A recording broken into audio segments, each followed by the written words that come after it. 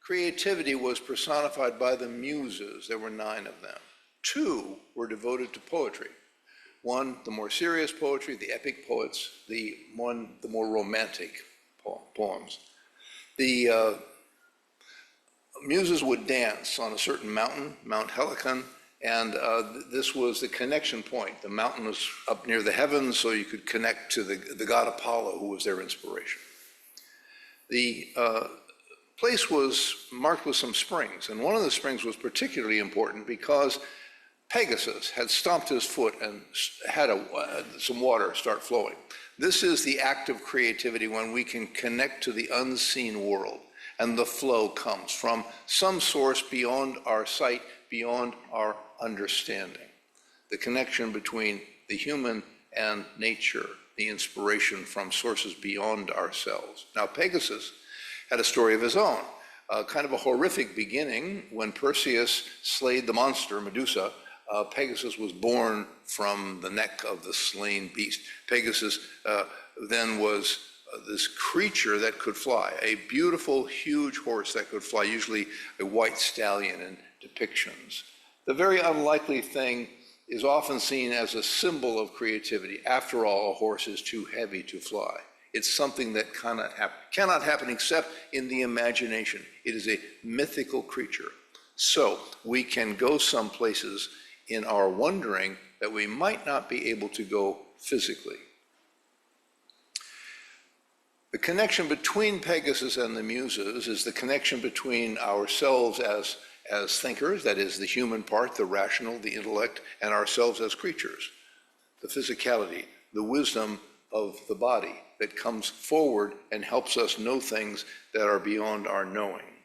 This business of the springs and the connection is also like the connection we have in wells. A well is, after all, a human artifice. We dig the well, it takes effort. That's the effort of creativity. That's the work of writing or painting or weaving, whatever you're doing. And what happens then? You reach something. You reach something nurturing that was unseen before now.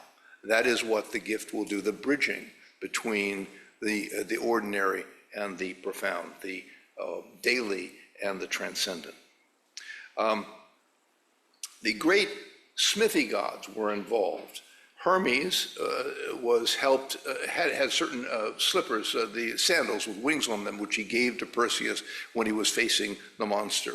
Those sandals were made by Hephaestus, a wounded maker of wonderful garments and things that would be needed in the adventures.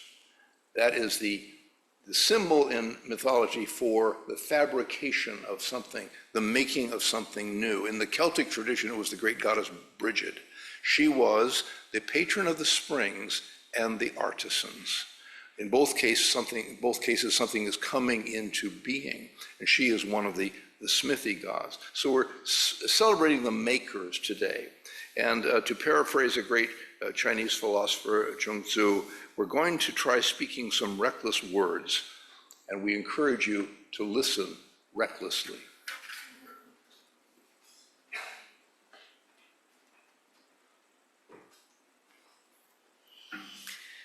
I want to start with a piece by Francisco Alarcón, Angel of Poetry. Oh, my dearest guardian angel, angel of poetry, I was 13 years old when on my mouth with passion you kissed me. My grandma, Elvira, holding a mandolin, was the only witness. Listen to the song of the flowers, mijo. In exchoto, in quicato, my grandma sensed your presence, angel, angel of the ancient wisdom. And since then, you are my most loyal companion, everywhere, day and night. So he says that when he was 13, the angel of poetry kissed him.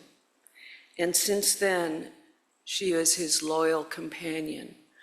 I think for all of us, there might be a time when we were kissed by the muses, by the angel of poetry. and I want to talk about my journey with poetry. I was in 5th grade when we had a poetry section, and we had a poem that spoke for me in ways that I couldn't.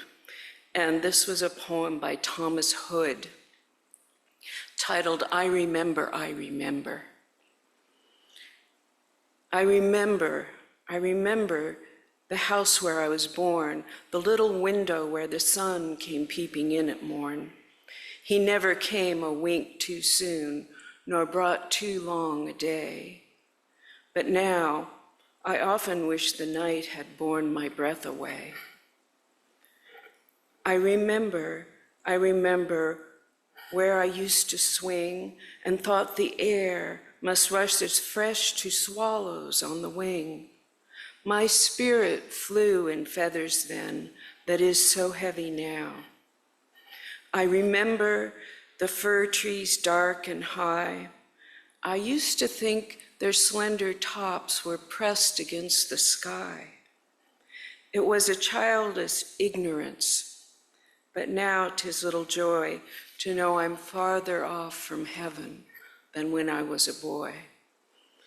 So this piece spoke to me of sorrows I had already that I had no way of speaking of or knowing of at that young age, but they were real.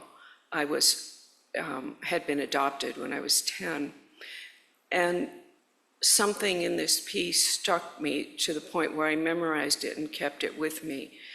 And I think that's what poetry can do. It can speak for us in ways that we can't speak. It can say things for us that we don't know we need to say. It can help us to find words to heal wounds that we're too scared to know we have. It can give us a way to find words when we're at a loss for words. So in my journey, it started early. And then in high school, when I was troubled, as you are in high school, I read a lot of poems. I found myself gravitating toward any poems I could find. I had no discernment yet, but one of my favorites was Edgar Allan Poe. And I read a lot of Poe. Annabel Lee, the tragic again, and The Raven. The Raven was one I memorized in high school. Once upon a midnight dreary, while I pondered weak and weary over many a quaint and curious volume of forgotten lore. Well, I was going to the dark side a little bit, but it was high school. But it did really, really do something for me. It gave me a way into my own world, into the parts of myself that I couldn't speak for many years. And then through my journey, in my 20s, when I was troubled, I would start to jot things down, some little story, some way of expressing something I was feeling. But I didn't take that seriously. But then in graduate school, when we're studying psychology, I was able to help myself by writing. I was able to start describing my own story, telling my pieces of my story and my experience, and connecting my own words to my deepest thoughts. Through studying psychology and still struggling with writing though, and every time I was struggling with writing a paper, because I didn't have any confidence in writing, finally I would write about what I was feeling, what I was going through, or what piece of my story this assignment was evoking, and I would write a poem about it. And somehow that shifted my energy, and then I could go on and write my paper and do my work. And so I started turning in those poems with my papers. I had kind of kindly indulgent professors. And so eventually it came time to write my thesis. And my thesis advisor suggested that I write it on poetry therapy, which I didn't know existed at that time. And so I did research and found this whole field of writing for healing. and realized I was healing myself by telling my stories in writing. And so I wrote my thesis. So this person was an angel that came into my life that guided me, and that has become part of my pathway ever since, is writing and healing. And I want to read one of the pieces that I wrote about my story during those early times. And one way that writing is used in healing is writing in response to things that other people have written, which gives us permission to tell some of our stories. And this piece was written in response to a piece by a writer named Shara McCollum, and her piece was entitled Before, and it gave me a way to tell some of my story. Mine's called Her Mother Before. Before the days of the closed door, the downstairs parlor turned into a bedroom because her mother could not climb the stairs and mostly had disappeared quiet behind the door.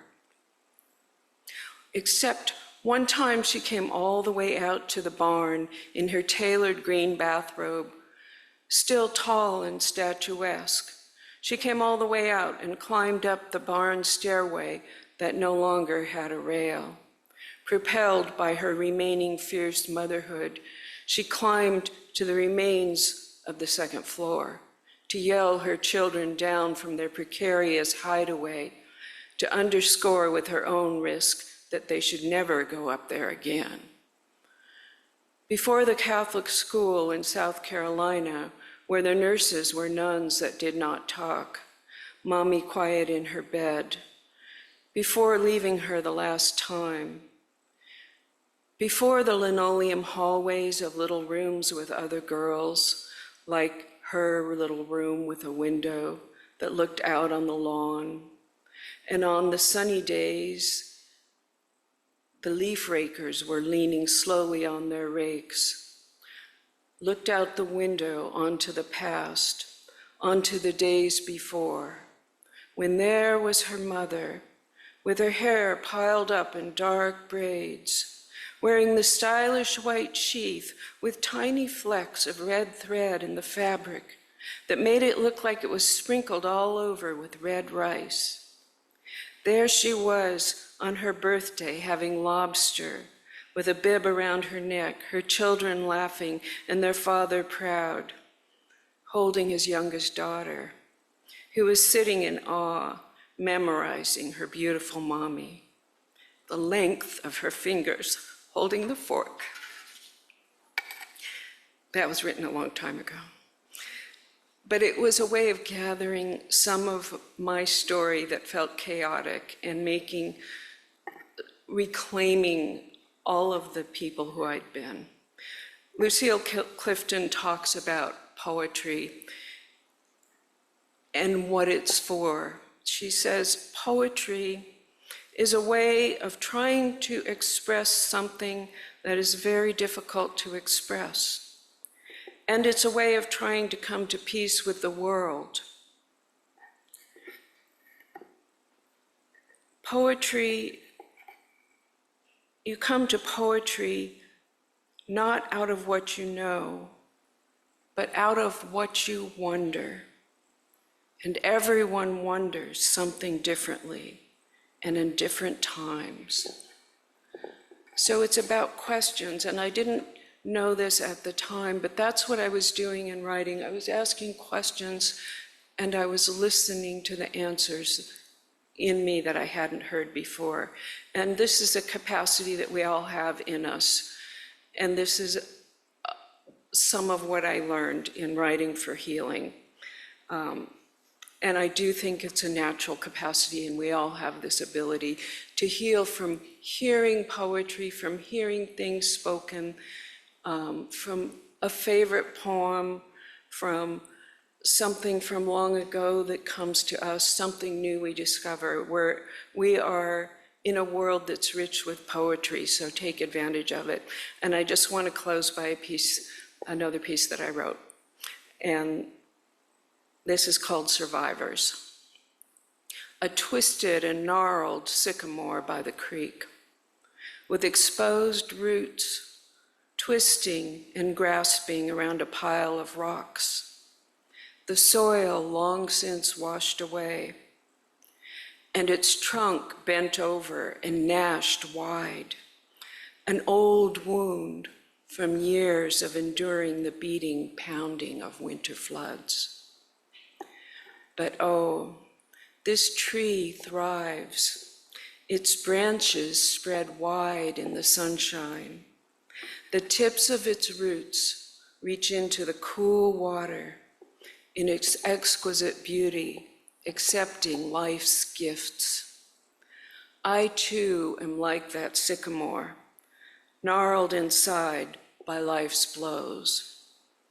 May I also be like that sycamore, not diminished by life's blows, but made more beautiful in holding them, with always my toes in the water and my face toward the sun.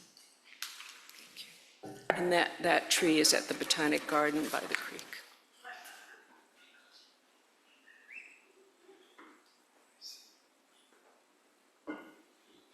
You don't have to suffer to be a poet. Adolescence is enough for most people. In my adolescence, I had bohemian aspirations. There were several coffee houses near the high school, and I would go and hear jazz, and sometimes there would be a poetry reading with a saxophone in the background, and I would sit and read Kerouac, which I couldn't understand, but I would read it. And there was something about the images. I later came across a quote, "The unspeakable visions of the individuals," what he was trying to put. I recently ran across a piece of writing that reminded me of the intentional chaos of what it was like as a teenager to read the Beat Poets. It's by Shelley Jackson, who's a current writer. She has The Patchwork Girl and Half-Life. This is a little bit from the best original enigma in verse. It was the morning, and it was putting on airs, like a derby with a white geranium in its band. The gentleman was in his handsome marble bath. The poorer people were ironing their money, having learned how nicely it keeps when it behaves like paper. Yeah, I don't know what she's saying either, but that's what's so marvelous about it. It's a dream. It's this, and yet the images sort of stay with you. That part about the money reminds me of the poet Robert Graves said there's no money in poetry, but there's really no poetry in money either. The poet said to Luke Skywalker, "Metaphors be with you." I see people holding their face in agony. But you know, I love jokes. But jokes are like little poems. They surprise while making a point. Well, sometimes they make a point. Dorothy Parker was a wonderful writer, wrote these little short things. She said, "The first thing I do in the morning is brush my teeth and sharpen my tongue." She could get a little edgy at times. In the 60s, like everyone else, the poet that touched me was Bob Dylan, who saw himself as a poet. He said, "I consider myself a poet first and a musician second. I live like a poet and I'll die like a poet." And there was a song called "Forever Young." May God bless you and keep you always, make your wishes all come true. May you always do for others and let others do for you. May you build a ladder to the stars and climb on every rung. May you stay forever young. A friend playing with my name gave me a little sign, "Forever Young." It's up in the front room. So for one thing I know is I will be forever young. My main mentor in poetry was Anne McClowry. The name will ring a bell for some of you. She taught for 40 years at the adult ed program at Santa Barbara City College. And for a whole bunch of those years, I was in her class, which was at the center over there on Bath in the bungalow out in the parking lot. I actually taught some classes in that same room. And she had some really good poets in the class. She was good in giving you feedback, but there were some people in the class who would kind of pick their shots. They would only make a comment if they liked your poem. And we all knew they were really good poet, so it was quite an honor if they'd say, take that word out, or that last line isn't any good. Or, they'd give you something that was usually pretty gentle and always made your work better. So one from that period, now I wrote this 30 years ago, Be Kind. You'd think she would be stunned by the presence of angelic orders, but she had waited so long for this very encounter to happen that she just opened her arms and wept, in passion remembered and innocence renewed. Nowhere in all the planets was there greater wonder than in this small apartment where the dreams of 1,000 lifetimes were coming true, while the neighbors watched Wheel of Fortune and scanned the TV listings to see what came next. So poetry is a catalyst for transformation. It's a sacred practice, a pathway to a deeper connection. These are the depths of the human psyche that we are uncovering when we read these words. When I taught full-time at Pacifica, founding faculty, I had a lot of hats, so I was a sucker. I was doing way too much. And when they had these big conferences, public events, which were partly to promote the school, it was still getting a reputation. And one of the things was a big writers conference that was done down in Los Angeles, in Santa Monica, actually, at the Miramar, beautiful luxury place, and invited some important writers, including Robert Bly, who was very important at the time, and I ended up assisting him in a number of men's retreats. So here's a piece by Robert Bly. He was very generous with me, a very grumpy person, good poet. Gratitude to old teachers. When we stride or stroll across the frozen lake, we place our feet where they have never been. We walk upon the unwalked, but we are uneasy. Who is down there but our old teachers? Water that once could take no human weight, we were students then, holds up our feet and goes on ahead of us for a mile. Beneath us, the teachers, and around us, the stillness. Now, this idea of stillness is important, the quiet. That's what I'm calling the mystery in the title of the program here. The unknown. In meditation is sometimes called emptiness, which is an idea that I think always felt a little off because it's actually an enormous fullness, but it's away from the clutter of the daily. It's to a still place. Meditation will take us there.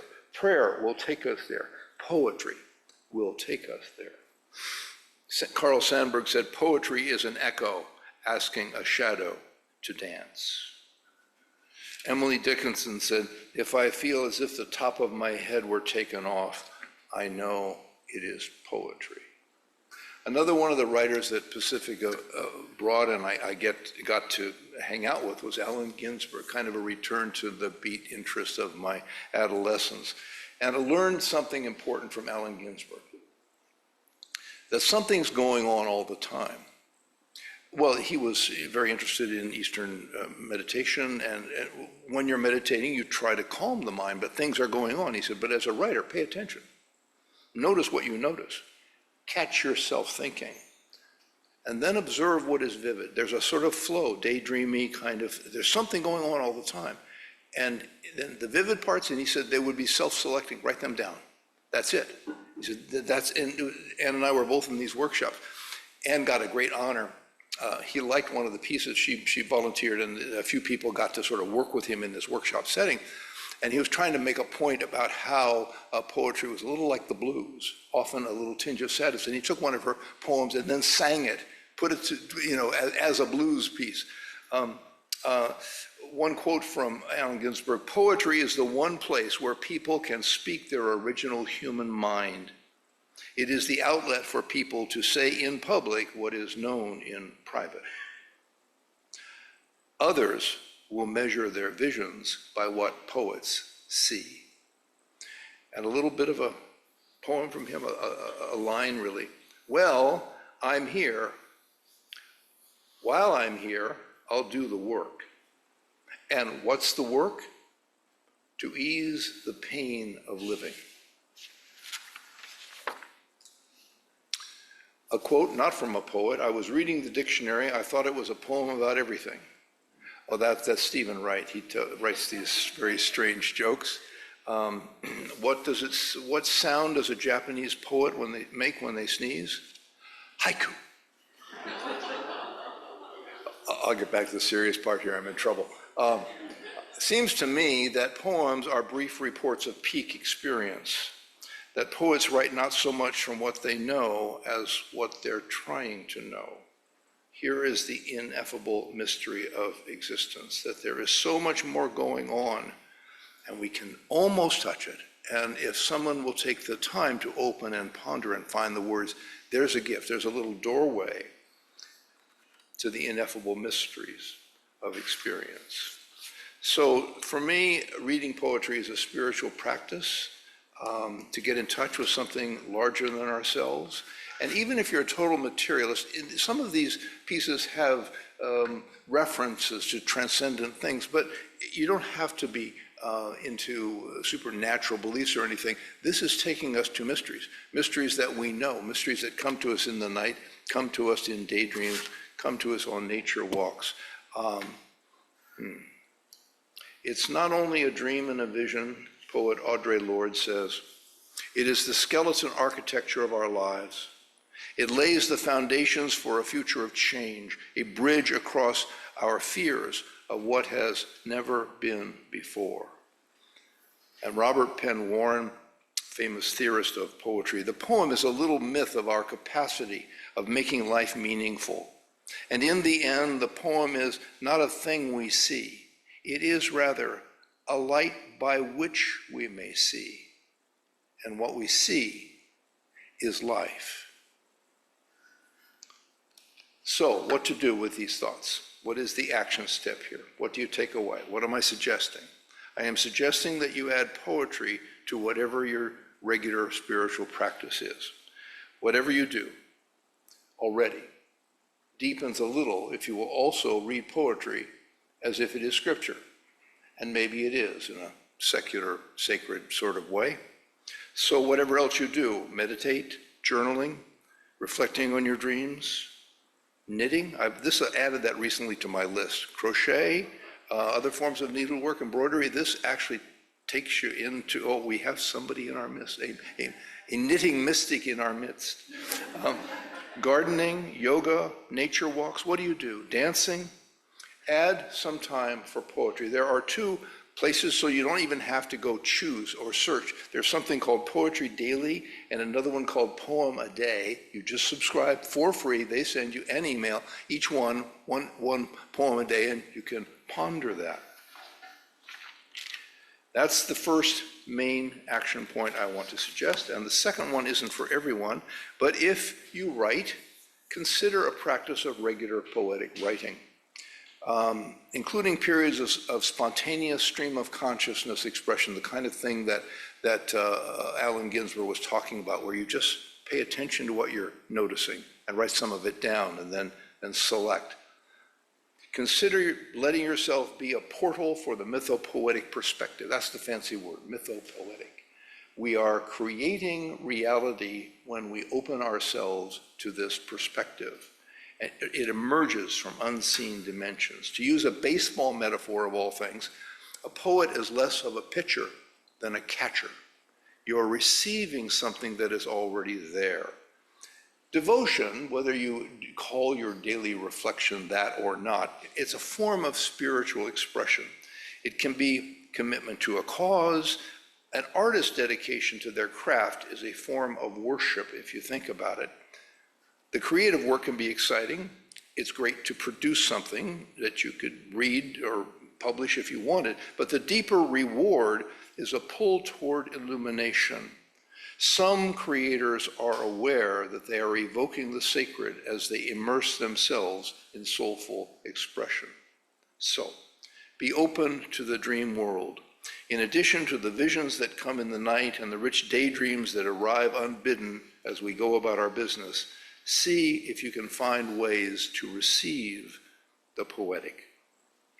British poet Edith Sitwell described poetry as the deification of reality. I will close with a few lines from D.H. Lawrence, a song of one who has come through. Not I, but the wind that blows through me.